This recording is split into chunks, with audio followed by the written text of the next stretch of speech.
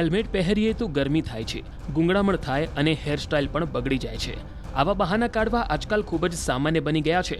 તો કેટલાક લોકો તો પોલીસ ન પકડે અને મેમો ન આવે તે માટે બીકના માર્યા હેલ્મેટ પહેરવાનું પસંદ કરતા હોય છે, પરંતુ હકીકતમાં હેલ્મેટ એ માત્ર કાનૂની જ ફરજ નથી, તે જીવન બચાવવાનું મહત્વનું સાધન પણ છે। આજના સમયમાં દિન પ્રતિદિન માર્ગ અકસ્માતોની સંખ્યામાં ઉત્તરોત્તર વધારો થઈ રહ્યો છે, જેમાં ટુ વ્હીલર ચાલકોની સંખ્યા બહોળા પ્રમાણમાં છે। ત્યારે હેલ્મેટ તમારો જીવ પણ બચાવી શકે છે, આ વાત ન્યુરોસર્જન ખુદ જણાવી રહ્યા છે। ઘણી વખત શરૂઆતમાં જ એટલું ડેમેજ થઈ ગયું હોય છે કે તરત ને તરત સારામાં સારી સારવાર મળવા છતાં પણ કન્ડિશનમાંથી કેટલી રિકવરી આવશે તે આપણા હાથમાં હોતું નથી।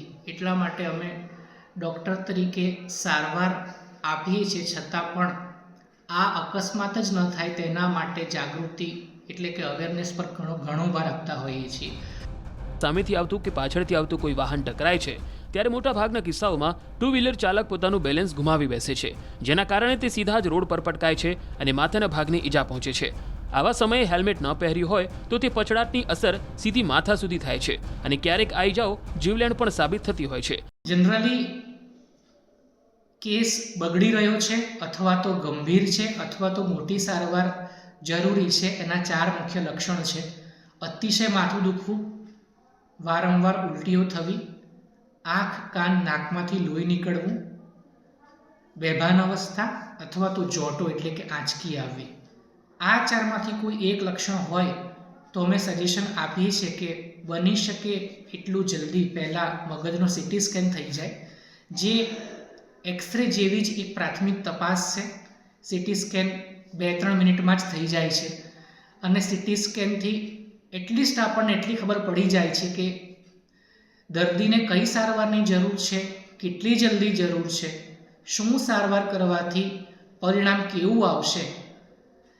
આ જવાબ આપણને કમસે કમ એટલી હૈયાધરણ આપે કે અમારો કેસ કઈ તરફ જઈ રહ્યો છે। 2020થી લઈને 2025ના આંકડા ઉપર નજર કરીએ તો ગુજરાતમાં કુલ 76,272 અકસ્માતો નોંધાયા, જેમાં 36,811 લોકોના મોત થયા।